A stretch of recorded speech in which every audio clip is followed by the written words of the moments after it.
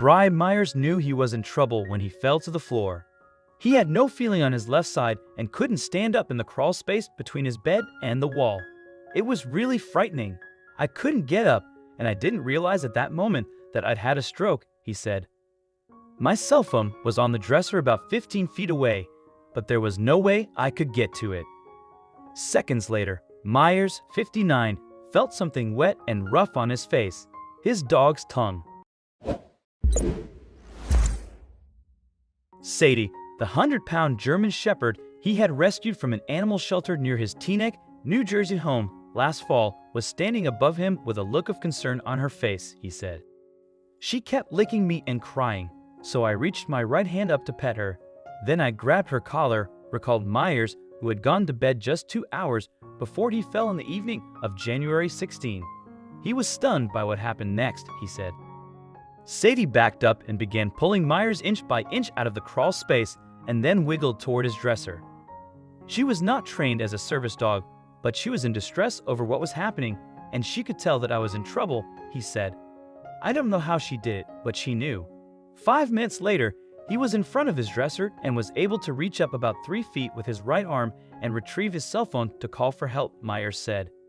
At Inglewood Health Hospital that night, Myers was given an MRI that revealed he'd suffered a stroke. Doctors told him it was likely that his 4-legged companion had saved his life.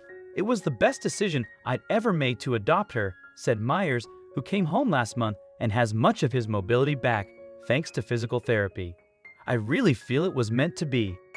Another serious illness led him to adopt Sadie, a dog that nobody else seemed to want, at the Ramapo Bergen Animal Refuge in Oakland, New Jersey, last September. Myers is retired and leaves alone. He felt lonesome and scared after he came down with COVID-19 early on during the pandemic last March, he said. I decided it would be a good idea to get a dog after all the time I'd sat in my house by myself, Myers said. I'd had a rescue dog before, but I had to put him down a couple of years ago. I was ready for another one. About 6 months after he recovered from the coronavirus, a friend who was familiar with the Ramapo Bergen Animal Refuge emailed him a photo of Sadie, and he was immediately intrigued, Myers said. Sadie had been identified by the shelter as hard to place because of her aggressive behavior. Myers made an appointment to visit the dog, and on the appointed day, Sadie was brought outside to the sanctuary's play area.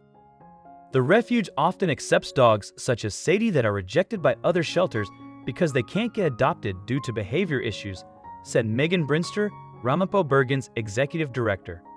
Staff workers and volunteers train the animals in the hope that bad behaviors can be eliminated and make them more adoptable, she said. Also, if you've not done so already, please subscribe to our channel and click that notification bell to get inspired by these animal stories every day.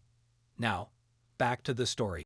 Sadie exhibited aggression toward men, Brinster said, and visitors to the animal refuge were often intimidated by her large size and loud bark. The 6-year-old German Shepherd wasn't a good fit for most homes, and she'd been sent away by 3 animal shelters because of her behavior before she ended up at the no-kill sanctuary last June, she added. She's very protective and anxious in a kennel situation, Brinster said. When she doesn't want someone in her space, she'll make herself look big and start barking. But after Brian put in his application, we thought, let's give them a chance. Within minutes of meeting, Sadie and Myers were playing fetch with the ball, and he was able to take her out for a walk, Brinster said. It was an inspiring thing to watch. They were this amazing match, she said.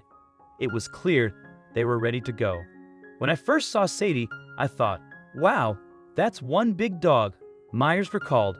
I believe that her size is one of the reasons they had a problem placing her. When the adoption papers were finalized, he loaded her into the back seat of his car and drove directly to a pet store to buy a big bag of dog food, some chew bones, a squeaky toy, and a dog bed.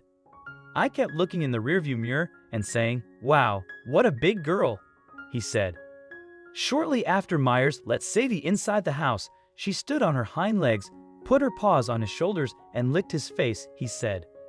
I knew that I wanted to make the rest of her years happy ones, he said. On their first night together, Myers discovered that Sadie's idea of happiness involved ditching the new dog bed and taking over his own. She'd start out on the pillow next to mine, then end up sleeping at the foot of the bed, he said. It became her routine. I thought, after all she's been through, who am I to deny her the pleasure of sleeping in a bed?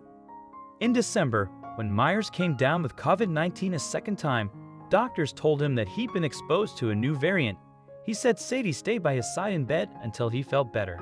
Weeks later, he stood up in the night to walk to the restroom and his legs buckled. Myers' doctor later told him that his stroke was brought on by blood clots due to COVID-19, he said. When he was released from a rehab center on February 9, his brother brought Sadie for a reunion in the parking lot. He'd been watching Sadie while I was gone, and I had to keep reminding him, "She's my dog. She's going home with me," Myers said. In the parking lot that day, he said he wept as Sadie jumped into his lap and smothered him with sloppy kisses. "She knocked my glasses off and kept licking my face," he said. "And all I could do was just hug her close and say, 'I love you.'" I hope you like this video. Please share it and subscribe to our channel. Also press the bell icon to never miss the update from our channel. Thank you.